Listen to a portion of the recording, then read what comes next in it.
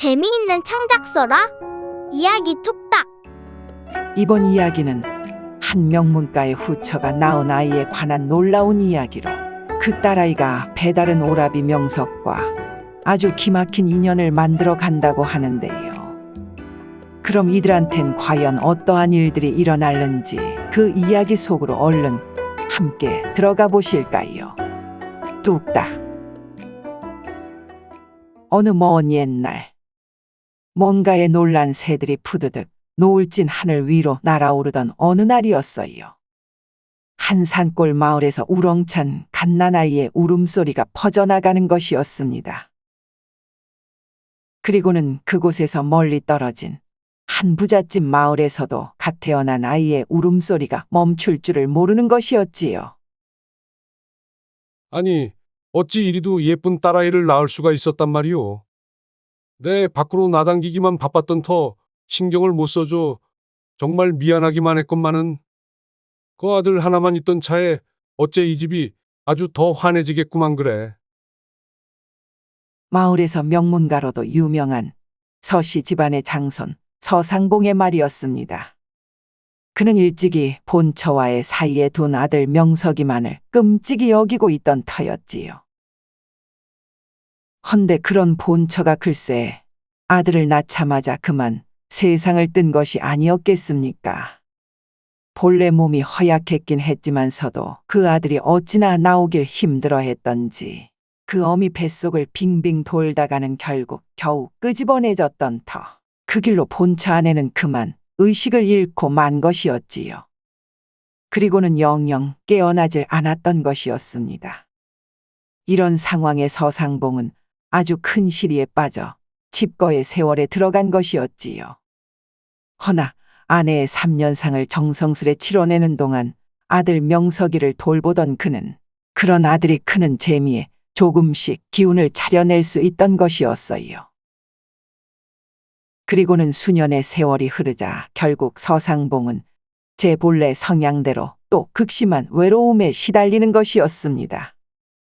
누군가 자신의 맘과 몸에 딱 맞아줄 만한 처자가 가까이에 있지 않고는 못 배기는 것이었지요. 결국 밤잠을 설치는 날이 여러 달에 이르자 어느 때부턴가 서상봉은 밤낮으로 나당기기에 여념이 없던 것도 모자라 명석이가 67살이 되던 해에 이르러서는 한 젊은 처자를 집에 들이고야 만 것이었지요. 그녀의 이름은 우희로 한때 세간에 나돌던 소문에 의하면 한 기생의 딸이란 얘기가 있었지만은 그것에 별 상관을 않는 서상봉이었습니다. 그걸 딱히 확인할 방법도 없다 여겼을 뿐만 아니라 자신과 속궁합이라도 맞아줄 그런 그녀가 너무도 절실했으니까 말이지요. 헌데 이런 우희라는 처자는 그저 돈 많은 남정네들과의 정분 맺는 것이 일상이었던 터. 그런 그녀의 외모 또한 너무도 출중한 것이었기에 돈 좀 있는 호라비들은 줄서기가 바쁜 것이었어요. 그런 와중에 이리도 제일 돈 많은 서상봉이 관심을 가져주니 아주 득달같이 따라붙지 않고는 못 배기는 것이었습니다. 자신만의 기회를 아주 잘 포착하는 그런 눈치 빠른 우희였으니까 말이지요. 그리고는 결국 서상봉이 후처가 된 그녀였건만 이제서야 나름의 자리를 잡고는 그저 맘 편히 살고 싶은 마음뿐인 것이었어요. 이에 그 서상봉과의 자녀를 얼른 낳아 기르려는 그녀였지요. 헌데 그런 간절한 바람이 무색할 정도로 몇 달은 물론이거니와 한 해가 다 흘러가는 동안에도 뱃속의 반응은 감감무소식인 것이었어요. 이에 서상봉은 아직까진 기력이 넘치는 자신을 탓할 수는 없는 노릇이었기에 이런저런 핑계를 대며 그저 바깥으로만 나돌기 시작하는 것이었습니다. 이에 눈치 빠른 우희는 집 밖으로 나돈다는 것이 뭘 의미하는 것인지 바로 알 수 있는 것이었어요. 그저 다른 여인네를 찾아다니는 것밖엔 없다 여긴 그녀였기에 하루하루 정말 더 피가 말라가는 것이었습니다. 헌데 그러던 그때에 바로 그 아이가 태어난 것이었지요. 이 딸아이의 이름은 을주로 뒤늦게 얻은 이 배다른 아이를 위해 서상봉은 그때부터 밖으로 나도는 일 없이 자신의 처인 우희 또한 아주 극진히 여기는 것이었습니다. 이런 보살핌 속에 명석과 을주 또한 서로 사이 좋은 온우이로 아주 잘 커가는 것이었지요. 비록 배다른 남매였건만 서상봉과 우희 밑에서 아주 남부러울 것 없는 유년 시절을 보내는 그들이었습니다. 헌데 이 남매가 어느 정도 제 앞가림을 할 줄 아는 나이에 이르러서는 또다시 바깥일에 몰두하는 서상봉이었기에 집안을 돌보던 우희가 이 두 자녀를 돌보기에 여념이 없던 터였지요. 하지만 말이 돌보는 것이지 이 두 남매의 일상은 나이 많은 몸종 곁에서 이루어지는 것이 대부분이었습니다. 서당을 오가거나 식사를 할 때도 그 어미 우희와 함께하는 일은 그리 많지 않는 상황이었지요. 그러면서도 때때로 얼굴을 맞대는 때에는 그저 구박하기만 바쁜 우희인 것이었습니다. 그건 명석이뿐 아니라 그녀의 친딸 을주도 마찬가지인 것이었지요. 어째 오늘은 저 엄니가 또 골이 단단히 나신 것 같은데 말이지. 아버지가 또 어젯밤 안 들어오셔서 그럴라는가? 목소리를 내리깔며 제 엄니 눈치를 보던 명석이 을주한테 한 말이었어요. 그러자 뻔하지 않는가요? 엄니가 화낼 때는 우리 때문이기보다 아버지 때문이 더 많은 것을. 그럼 어째 오늘도 그냥 저 뒷산에 가 숨어 있다 올라요? 나 거기서 또 그 감자나 구워 먹고 싶은데. 이 말에 흔쾌히 고개를 끄덕이는 명석이었습니다. 항상 자신의 오라버니와 뒷산 동굴에 숨어 있다 올라치면 그만큼 어머니의 화도 어느 정도는 식어 있는 것을. 헌데 그보다도 그저 자신의 오라버니와 단둘이 있는 것이 마냥 더 좋기만 한 을주였어요. 이랬다 보니 이 둘은 무섭기도 무서운 그 어머니 우희를 피해 둘만의 시간을 보낼 때가 다반사인 것이었습니다. 그리고는 여러 해를 거듭하며 어느덧 20살이 넘어가는 명석이었지요. 을주 또한 어엿한 처녀가 되고 난 터 그래도 변함없이 명석이 뒤만 졸졸 따라다니는 그녀였어요. 이랬다 보니 이 둘은 온우이 사이를 넘어서는 마치 연인 사이와도 좀 가까워 보이는 것이었습니다. 물론 집안의 몸종이나 머슴조차 그런 사실을 알아채기 힘든 것이었지만 말이지요. 어찌됐든 이런 명석과 을주는 서로가 세상에 없으면 하루라도 살기 어려운 그런 진실된 사랑으로 발돋움해 나가는 것이었습니다. 그저 외로운 삶 속에서 서로의 희망이 되어주는 등불과도 같은 존재가 되어버린 것이었어요. 이런 와중에 명석은 아주 가까운 머슴 하나가 있어 놓은 터였습니다. 어린 시절부터 아주 죽이 잘 맞았던지라 그 어떤 친구 사이도 부러울 것이 없는 정도였지요. 헌데 또 다른 머슴 하나는 오히려 그 어머니 우희의 부름을 잘 받아 놓은 터. 이런 어느 날부턴가 그 온우이의 요상한 사이를 의심하기 시작하는 머슴이었어요. 그리도 이 남매가 철저히 자신들의 속마음을 숨기고 있던 터였건만. 아까 명석 도련님하고 저 울주 아씨 행동이 좀 이상하지 않은가? 난 어째 이 집에서 또 뭔 일이 일어날 것만 같은데 말이지. 이에 그 명석을 잘 따르는 머슴이 이상할 것이 뭐가 있는가? 내 눈엔 그저 세상에서 제일 가까운 오누이 사이일 뿐이구먼. 헌데 그런 여차에 그 온우이가 또 어린 시절 추억을 떠올리려는 듯 저 뒷산 너머의 동굴로 향하는 걸 우연히 바라본 눈치 빠른 머슴이었어요. 그것도 그들의 사이를 의심해온 그였기에 결국 그들의 뒤를 몰래 밟기 시작하는 것이었습니다.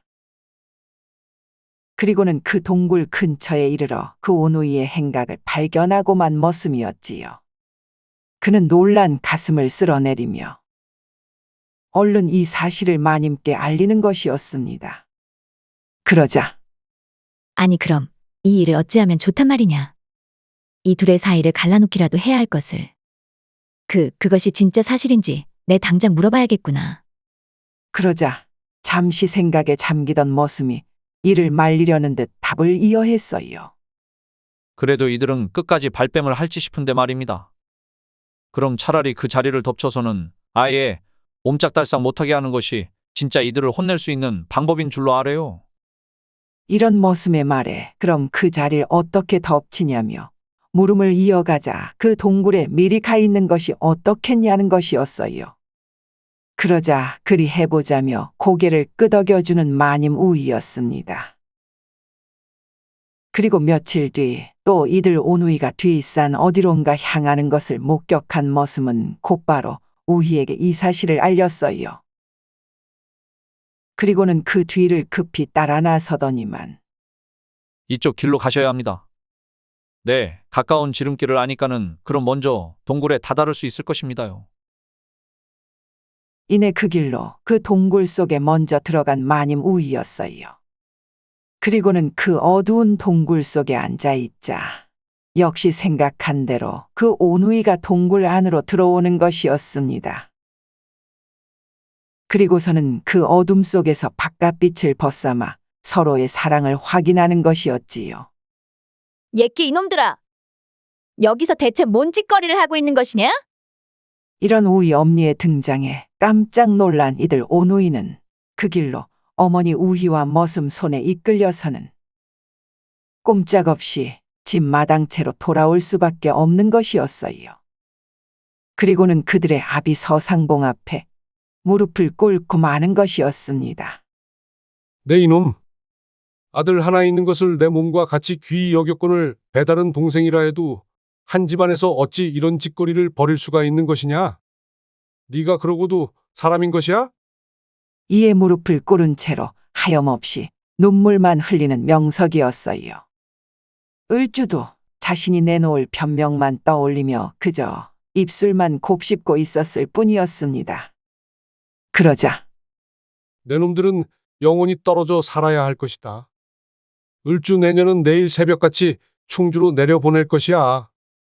거기에 내 친구놈이 사니까는 거기서 다른 적당한 놈을 만나 빨리 혼인하도록 하거라. 얼굴도 모르는 이와 내 혼인시키기가 좀 그랬다마는 넌 하는 수 없다. 얼른 내 서방은 내가 정해줄 것이니 그리할도록 하거라. 이에 오열하는 을주였어요. 명석이도 이를 어찌해야 할지 난감해만 하는 것이었습니다.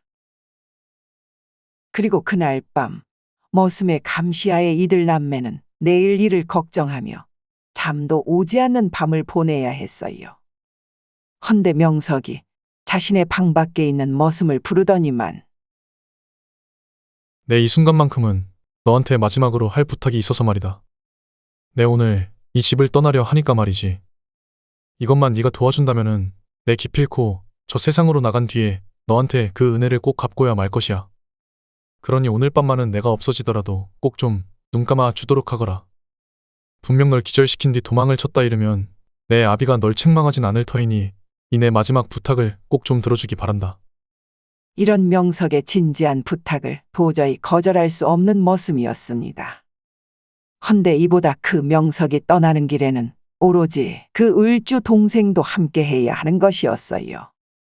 하지만 을주는 또 다른 그 약삭빠른 머슴이 감시하고 있었기에 이를 어찌해야 할지 고민을 하는 명석이었습니다.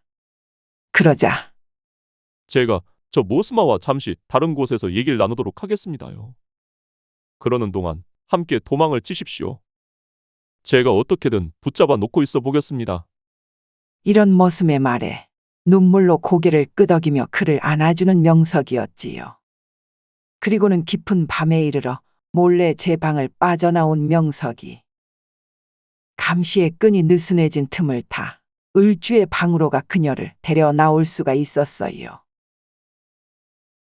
그리고는 곧바로 대문을 살살 열어젖히더니만 어두운 달빛 속으로 황급히 줄행랑을 치는 그들이었습니다. 말 그대로 이 둘만의 세상을 꿈꾸며 야반도주를 감행한 것이었지요. 둘은 서로의 손을 꼭 잡은 채로 미친 듯이 어두운 산길을 내달리기 시작했어요. 앞도 제대로 보이지 않는 터였건만 이들의 얼굴에는 그저 환한 미소가 번져가는 것이었습니다. 이제서야 그들이 꿈꾸던 진정한 삶을 찾을 수 있을 거란 생각에서였지요. 헌데 그때였습니다. 거기 서시오. 서상봉 어르신의 이름으로 명합니다요. 그 자리에 멈춰 서시오. 웬 횃불 몇 개가 사정없이 모여들더니만은 어느새 명석과 을주 뒤를 따라 붙는 것이었어요. 그러면서 내지르는 소리란 것이 금세고 산 주변을 울려대는 것이었습니다. 마치 잠자는 늑대라도 전부 깨우려는 마냥으로 말이지요. 을주 아씨가 없어진 사실을 알고 난 그 약삭빠른 머슴이 곧바로 서상봉 어르신께 이를 알린 것이었습니다. 그러자 서상봉이 아는 장정들을 여러 대동하더니만은 금세 이들을 찾아 나선 것이었지요. 그래도 꽤나 빠른 속도로 도망을 치던 명석과 을주였건만 이 산속 지형을 누구보다도 잘 알고 있던 장정들과 머슴이었기에 이들을 옥죄어가는 것은 그야말로 순식간인 것이었어요. 이에 결국 높은 산 중턱에 이르러서는 이곳저곳의 횃불들에 둘러싸이고만 온 후이었습니다. 오라버니, 이젠 어찌하면 좋습니까요? 어디 몸 숨길 데도 없는 것 같은데 말입니다. 숨이 너무 차올라 이젠 도저히 못 뛰겠다는 표정으로 말을 잇는 을주였어요. 그러자 나도 숨을 곳을 진작 찾아봤다마는 정령코 눈에 띄는 데가 하나도 없어버리는구나. 이에 좀 더 가봐야겠다 이르며 동생의 손을 잡아 끄는 명석이었건만 도저히 못 가겠습니다요. 숨이 차오르고 다리가 떨려오니 지금 당장 그리 가면 쓰러질 것만 같사옵니다. 헌데 이때였어요. 어느새 그들 근처로 바짝 쫓아오고만 누군가가 명석을 덮치는 것이었습니다.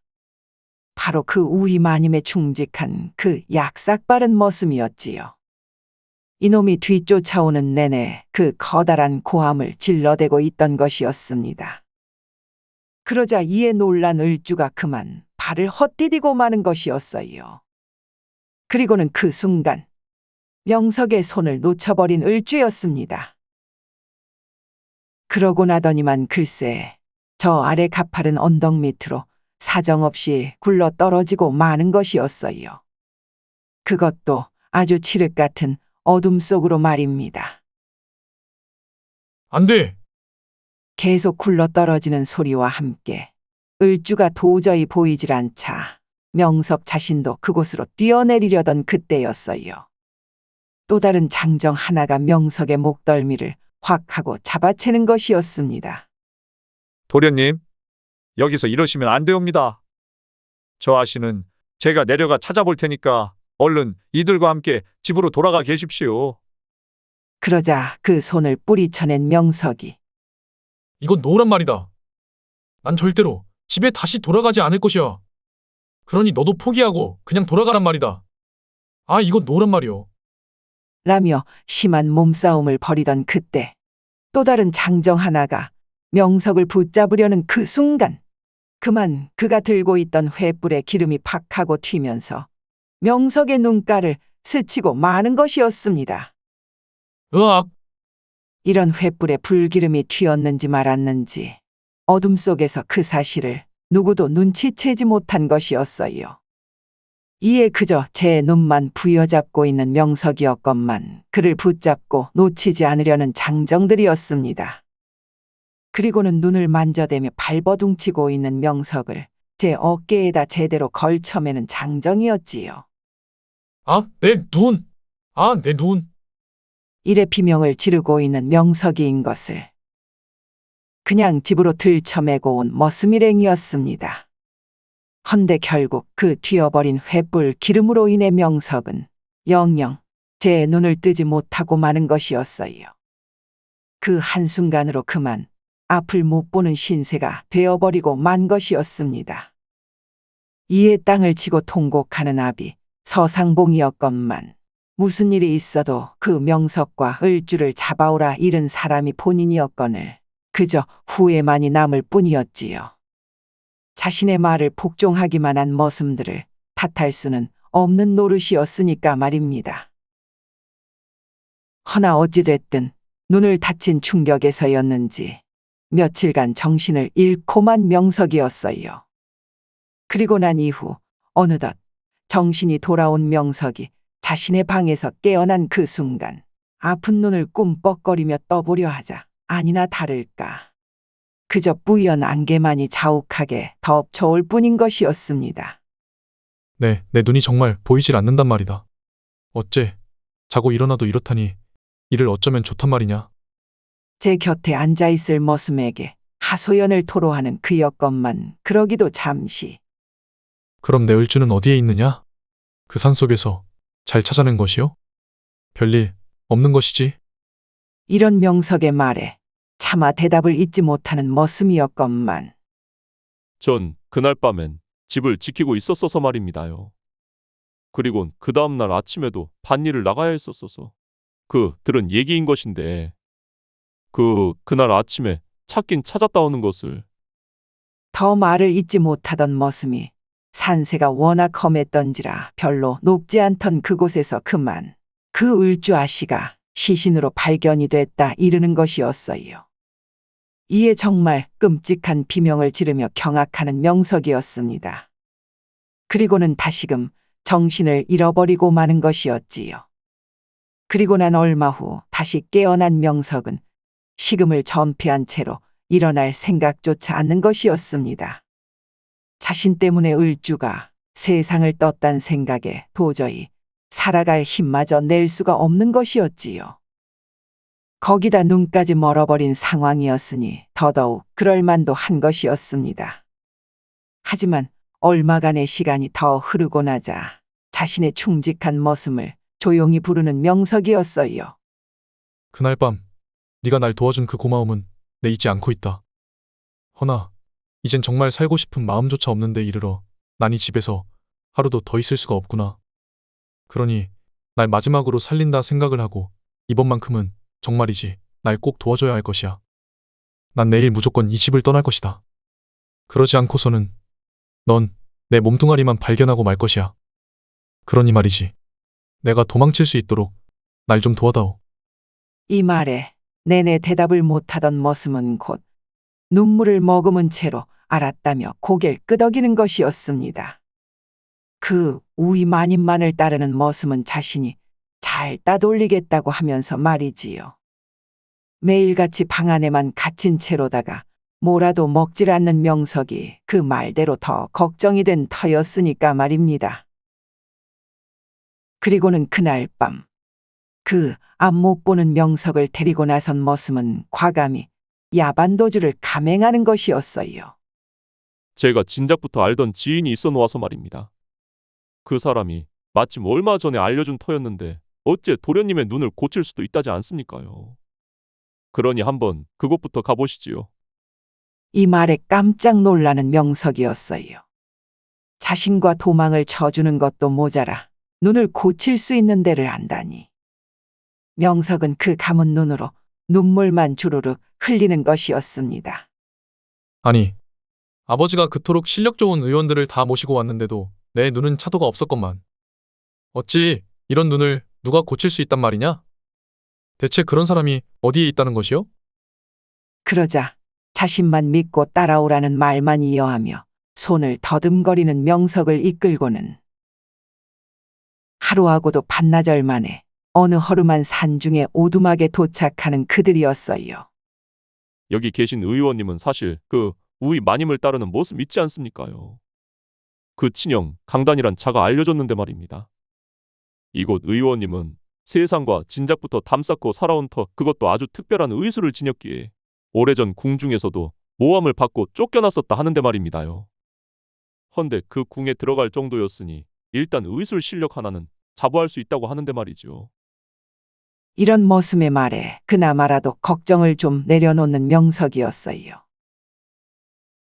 그런 여차로 며칠간 그 오두막에서 치료를 받기 시작하는 그였습니다. 헌데 첫날부터 의원은 네, 당신 사연을 진작부터 들어온 터였소이다. 헌데 이 눈 속 상처를 보아하니 아주 센 마취제가 필요한 상황인데 말이오.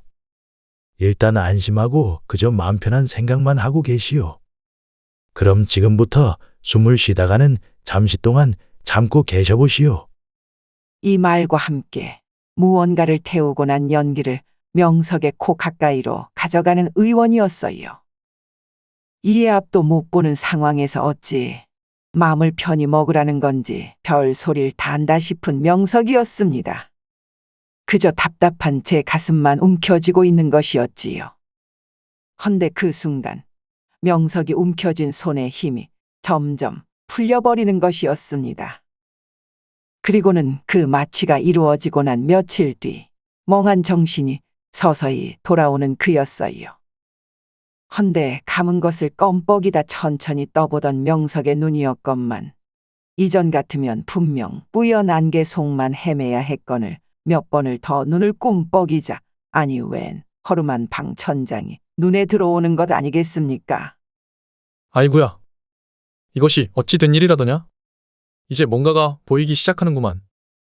이라며 고개를 들어 주변을 돌아보던 그가 드디어 그 산골 의원의 방안을 또렷이 볼 수가 있는 것이었습니다.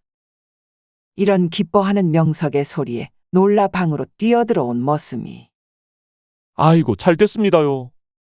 치료가 정말 잘 된 듯합니다요. 눈물로 이를 반기는 머슴과 한껏 부둥켜 안고 난 명석이 의원과 마주한 자리에 이르자 깊은 감사의 인사를 전하는 것이었어요. 정말 놀라운 실력이십니다요. 세상이 어찌 어르신의 의술을 모르고 있단 말입니까? 정말 안타깝기가 그지없습니다요. 이런 명석의 감탄에도 별 대답을 않는 의원이었건만은 그때였어요. 이런 비밀스런 의원의 존재를 알려줬다던 그 강단이라는 자가 이 눈을 뜬 명석을 찾아온 것이었습니다. 그는 키가 9척에 가까운 데다 그의 손등에는 아주 커다란 사마귀 2개가 나란히 나 있는 것이었어요. 어째 이제 눈도 다 나아지신 마당에 멀리 떠날 작정이 옵니까? 그럼 어디 모르는 데 가서는 제대로 살 준비가 되신 것이오. 이제야 눈을 떴는데 살 준비라니. 그래도 그 말을 듣고 난 명석은 이제 앞날이 또 걱정인 것이었어요. 빈손으로 무엇하며 살아야 할지 그저 막막하기만 한 것이었습니다. 그러자 그럼 일단 저와 함께 가보시겠습니까? 네, 당신이 만나면 좋을 만한 그런 사람들을 소개해주고 싶어서 말입니다요. 이 말에 호기심 반 의심 반으로 그를 따라 나서는 명석이었어요. 물론 그의 충직한 머슴도 함께 말입니다. 그리고 며칠이 흘러 그들이 발을 들인 곳은 다름 아닌 아주 허름한 산골 마을의 한 초가집이었어요. 헌데 그 초가집 근처만을 서성이는 강단이 그 집 안쪽을 가리키자 명석도 그곳을 바라보는 것이었지요. 헌데 아니 잠시만. 어찌 이럴 수가 있단 말이냐? 저 처자는... 이에 그 손을 가리키는 곳을 함께 본 머슴도 그만 깜짝 놀라 기겁을 하는 것이었어요. 그 초가집 마당에서 이를 보고 있던 한 처자가 다름 아닌 한밤중에 산에서 굴러 세상을 떠났다던 그 을주아 씨인 것이었습니다. 아니 이것이 어찌 된 일이오? 저 처자는 내 을주가 아닙니까? 좀 더 가까이로 다가간 명석의 눈엔 정말 그 을주가 서 있는 것이었습니다. 그의 곁에 서 있던 머슴도 놀라기는 마찬가지였지요. 헌데 이를 눈치챈 강단이 어째 당신이 아는 그 처자가 아닐 수도 있으니까 말이오. 너무 속단하지 마시고 어여 들어가 차분히 인사를 나눠보시오. 안 그러면 저들도 놀란 참에 당신을 내쫓을지도 모르니까 말입니다. 라고 말을 잇자 얼떨결에 고개를 끄덕이는 명석이었습니다. 그리고는 그 집 가까이로 더 다가가려 하자 그럼 전 이만 볼일 있어 가봐야겠소이다. 내 들려야 할 곳에 갈 시간이 빡빡해 너무 더여서 말이지요. 뜬금없이 자신을 여기에만 데려다 놓고 먼저 가버리겠다니. 어이없단 표정의 명석이었건만 별다른 말을 못 잇는 그였어요. 허나 그런 당황도 잠시 얼른 그 집안으로 발을 들이고 마는 명석과 머슴이었습니다. 그 을주와 똑 닮은 처자가 실제 을주는 아닐런지 그렇다라면 살아있단 것이 정말 기적과도 같은 일이었으니까 말이지요. 헌데 그 집으로 발을 들이는 순간 그들을 맞이하는 건 웬 중년의 여인인 것이었어요. 어쩐 일이십니까요? 뭐 좀 여쭤볼 것이 있어 그러는데 잠시 시간을 내어줄 수가 있으시겠소? 그러자 그 인심 좋아 보이는 인상 그대로 그럼 마침 저희가 식사 준비를 하고 있었어서 말입니다. 댁들도 시장하시면 같이 자리를 하시겠습니까? 밥을 좀 넉넉히 지어놓긴 했어서 말이요. 이에 얼떨떨한 표정으로 방으로까지 안내를 받는 명석이었어요. 헌데 이 와중에도 자신을 처음 본다는 양 수줍어하는 을주를 보고는 마냥 신기해하는 명석이었습니다. 어찌됐든 그 방 안으로 발을 들이고 나자 곧바로 식사를 내오는 중년의 여성이었어요. 그리고는 그 따뜻한 방 안에서 오순도순 이야기를 나누는 그들이었지요. 그 두 여인은 명석의 생각대로 단 둘이서만 살아가는 모녀지간인 것이었습니다. 여러 대화가 오가는 중에도 명석은 그 을주를 닮은 처자한테서 눈을 뗄 수가 없는 것이었어요. 헌데 그 처자를 자세히 보면 볼수록 정말 그 강단의 말대로 자신의 여동생과는 뭔가 좀 다른 구석이 엿보이는 것이었습니다. 하지만 언뜻 볼 땐 정말이지 어디 하나 흠잡을 데 없이 똑같은 생김새인 것이었지요. 그럼 하룻밤 묵을 데도 찾고 계셨다면 말입니다. 저희 집이 워낙 좁아놔서 불편하실지도 모르지만은 어째 이 방에서 하루 주무시다가 가시겠습니까? 이런 중년 여성의 말에 명석은 둘이서 자기도 넓다면서 고개를 끄덕이고 있었어요. 그러더니만은 그보다 그 따님에 관해 여쭐 것이 있어서 말입니다요. 사실 제가 아는 사람과 아주 똑 닮으셔서 말이에다. 결국 자신의 동생 을주에 관한 얘기를 꺼내놓는 명석이었습니다. 그러자 아니, 그 말이 정말이랍니까? 얼마나 닮았길래 그리도 확신을 하시는 겁니까요? 그 중년 여인이 순간 슬픈 목소리로 대묻자 이에 친절히 답하는 명석이었어요. 정말 그 머리끝에서 발끝까지 모조리 빼다 박았다 안 합니까? 내 이래 보고 있어도 정말이지 내 동생 을주와 마주하고 있는 것 같은데 말이오. 이 말에 그저 놀란 표정을 거두지 못하는 중년 여성이었어요. 그러더니만은 갑작스레 눈물을 보이는 것이었습니다. 이에 당황하는 명석이었건만 이윽고 그 여인이 꺼내놓는 말들은 정말이지 명석의 머리를 한 대 망치로 쾅 내려치는 듯 한 것이었어요. 제가 말입니다. 이 아이 현주를 낳을 때 말이지요. 사실 쌍둥이를 낳았었는데 말이오. 얘보다 먼저 나온 그 아이의 이름은 선주라 지어줬는데 그때 집안 사정이 너무도 여의치 않던 터라 그 아이를 그만 어디론가 멀리 입양 보냈다는 것이었습니다. 그것도 그런 갓 태어난 아기만을 소개를 받고 다니는 그런 한남정네를 만나면서 말이지요. 헌데 그때부터 진짜 슬픔이 시작됐다는 것이었어요.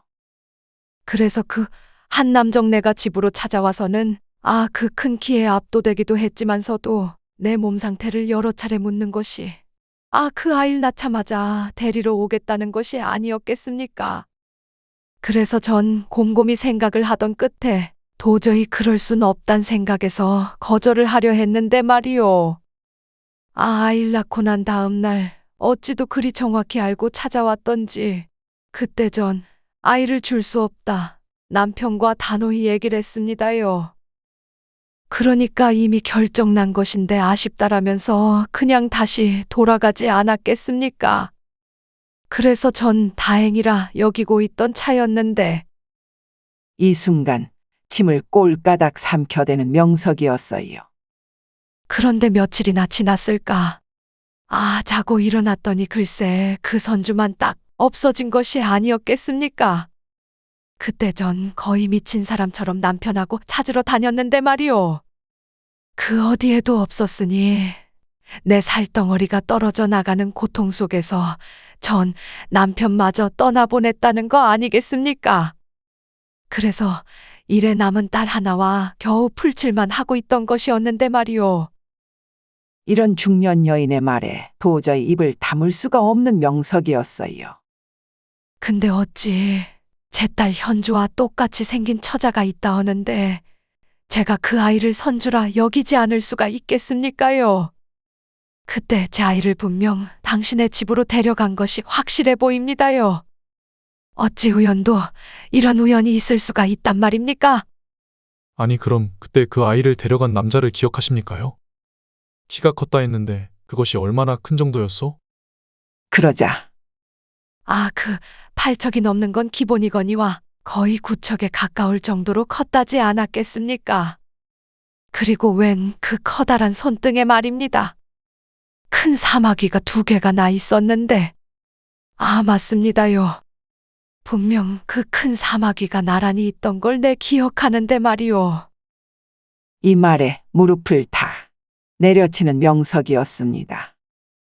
그리곤 그 아이를 데려간 사람이 누군지 곧바로 확신을 할 수가 있는 것이었지요. 자신을 바로 이 집으로 데려온 그 강단이란 자가 분명해 보이는 것이었습니다. 그 키도 8척을 훌쩍 넘었던 데다 그 손등에 나 있던 사마귀 또한 그놈이 확실하다 말해주고 있는 것이었지요.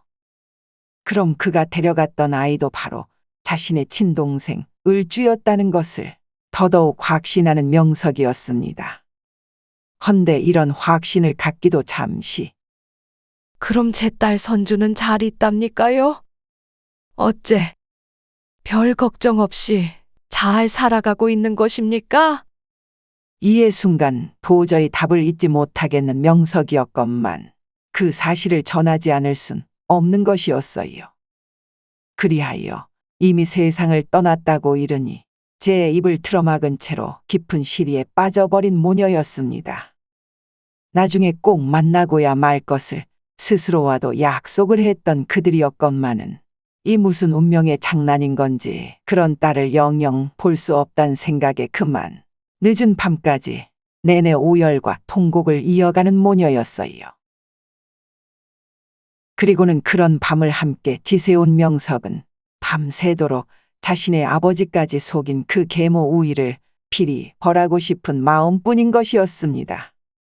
생전 피 한 방울도 안 섞인 남의 집딸을 훔쳐다가는 자신의 피부치 인양 속인 것도 모자라 자신과 을주를 그토록 구박이나 해대고 자신들의 사이를 아버지께 고한 그 모진 계모를 절대 용서할 수가 없는 것이었지요.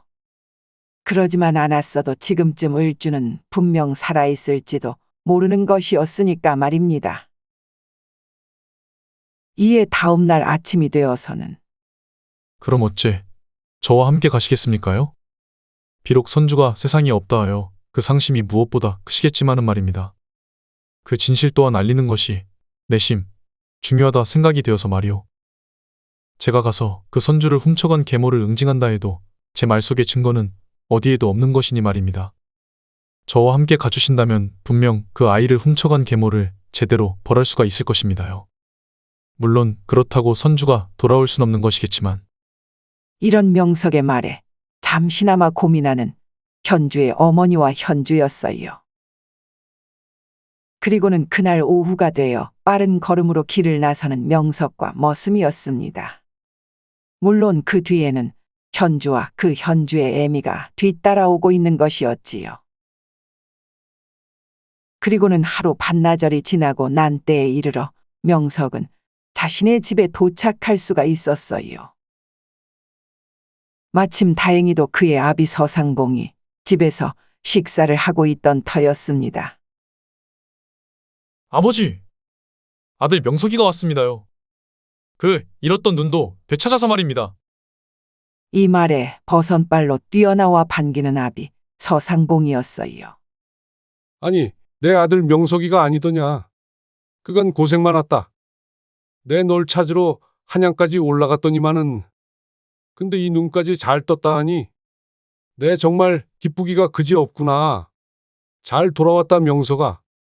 정말 잘 돌아왔어. 이런 눈물겨운 부자의 상봉에 머슴과 몸종들도 눈물을 흘리고 있었습니다. 헌데 이런 동안 그 계모 우희는 남몰래 모습을 드러내고 있던 것이었지요. 마치 남의 집 자식이 울고 있다는 마냥 별 관심도 없단 표정으로 말입니다. 헌데 그때였어요. 아버지, 제 동생 을주 말입니다. 알고 보니 제 친동생이 아니었습니다요. 그러자 화들짝 놀란 채로 눈물을 닦는 서상봉이었습니다. 아니, 그것이 무슨 소리라더냐? 을주가 네 동생이 아니라니? 네, 그렇습니다요. 바로 저자가 이 집에 들어와 모든 것을 망쳐놓은 것이었습니다요. 제 사랑하는 을주도 그렇고 바로 아버지와 제가 일이 떨어질 수밖에 없던 것도 다 저 계모의 못된 짓 때문이었습니다요. 못된 짓이라니. 그건 또 무슨 말이더냐? 그 집 나갔다 돌아와서는 대체 무슨 말을 하는 것이야? 아비 서상봉은 도무지 알아들을 수가 없다는 듯 명석과 우희만을 번갈아 바라보는 것이었어요. 그러자 자, 그럼 어서 들라해라. 이런 명석의 외침소리에 그 충직한 머슴은 곧 현주와 그 현주의 어멈을 모시고 들어오는 것이었습니다. 그러자 그 순간 현주의 모습을 본 서상봉이 그 자리에 주저앉고 마는 것이었어요. 아니, 어찌? 을주가 아니더냐? 근데 을주는 분명 맞습니다요. 을주와 똑같이 생긴 바로 쌍둥이 자매 현주입니다요. 그러자 곧바로 자신을 소개하는 현주였습니다. 그 말하는 모습 또한 을주와 너무나도 똑같은 그녀였지요. 그리고 이분이 바로 이 현주의 어머니이자 제가 내내 친동생으로 여겨왔던 그 을주의 친어머니이십니다요. 이 말에 놀란 얼굴로 자신의 후처 우희를 바라보는 서상봉이었어요. 그러자 덜덜 떨리는 몸으로 그 자리에 서 있기만 한 우희였습니다. 아니, 이것이 무슨 소리요? 내 아들 말이 정말 사실이란 말이오? 이에 우희 곁으로 다가가며 더 따져묻는 서상봉이었건만은 그 순간 갑작스레 무릎을 꿇곤 오열하기 시작하는 우희였어요. 그리고는 모든 사실을 털어놓는 그녀였지요. 그래야만 적어도 이 집에서 당장이라도 쫓겨나지 않을 거라 여겼으니 말입니다. 그녀의 진실은 이러한 것이었습니다. 그녀는 어떤 수를 써서라도 서상봉의 아이를 낳아야 했거늘. 그 무슨 일이었는지 아이가 들어서질 않자 매일 한탄만 하는 것이었어요. 그러자 그녀를 곧잘 따르던 머슴 하나가 자신의 친형 강단이라는 자가 한때 낙동강물을 팔아 떼부자가 되기도 했단 말을 이어하며 지금은 가난한 집 아이를 데려다가 친자식처럼 꾸며주는 아주 특별한 일을 한다 전하는 것이었습니다. 이에 뒤탈 하나 없이 깔끔하기까지 하다오니 그날로 우희는 마치 자신의 배가 불어오기 시작한다는 듯 솜이불 쪼가리를 조금씩 제 옷 속에다 넣어놓고 다니는 것이었어요. 그리고선 한밤중에 그 머슴의 친형 강단이란 자로부터 아이를 전해받고는 남편 서상봉의 딸이라 거짓말을 해왔던 것이었지요. 이 모든 사실을 알고 난 서상봉은 아들아, 내가 잘못했다. 그땐 도저히 내가 알아챌 도리가 없었으니. 그럼 얘들아, 얼른 을주를 불러오도록 해라. 이 말에 그것이 무슨 소리인지 싶은 명석이었어요. 그리고는 별채에 있는 쪽방에서 불려져 나오는 진짜 을주인 것이었습니다. 오라버니, 이에 놀라 눈물을 흘리며 을주를 끌어안는 명석이었어요. 어찌 이리도 멀쩡히 살아 있었단 것이냐? 내 을주야. 이런 그들의 깊은 포옹에 아비 상봉도 눈물을 흘리고 있었습니다. 내 그날 밤 머슴 하나가 언덕 밑에서 을주를 찾아내 업고 왔다는 거 아니겠느냐? 그래서 내 친자식인 너희들이 또 어떤 일을 벌일지 몰라 너무 걱정이 됐던 탓에 이를 비밀로 알아 일러둔 것이었다. 헌데 이젠 무슨 상관이겠느냐. 이런 거짓된 인연을 불러들인 내 과오가 더 큰 것이겠지. 얘들아, 내가 정말 미안했다. 이에 결국 자신들이 친오누이가 아니란 사실에 더욱 깊은 사랑을 나눌 수 있던 이들은 한 집에서 아주 오래오래 행복한 나날들을 보냈다고 합니다. 물론 그 계모였던 우이는 집에서 쫓겨난 채로 아주 가끔씩 명석과 을주를 보러 왔다가는 이후 영영 그 모습을 볼 수가 없었다고 하네요. 그리고 그 큰 키의 강단이란 자와 그의 동생 머슴은 자신이 저지른 일에 깊은 후회를 했던 것이었는지 남의 집 자식을 데려다 키우도록 하는 일 따위는 물론이고 또 다른 비행스런 일들은 절대 버리지 않았다고 합니다. 명석과 을주의 진정한 사랑을 보고 난 뒤에 큰 감명을 받은 것이었지요. 그리고 자신의 맏딸을 되찾은 어머니 또한 딸들과 함께 아주 편안한 여생을 보냈다고 하네요. 물론 자신의 사위가 된 명석과 함께 말이지요. 그럼 여기까지. 세상의 모든 일은 한순간에 진실과 거짓을 오가기도 하는데요. 그럴 때마다 진실을 잘 가릴 수 있도록 스스로의 참된 마음을 끝까지 부여잡아야 할 것입니다요. 그럼 여러분들의 삶에도 그런 밝은 진실만이 꼭 피우길 바라면서 또 다른 얘기에서 다시 인사드리도록 하겠습니다요. 모두 고마워요. 재미있는 창작서라 이야기 뚝딱. 아직 구독, 좋아요를 안 하셨다면 지금 꾹 눌러주세요. 다음 영상에서 또 만나요.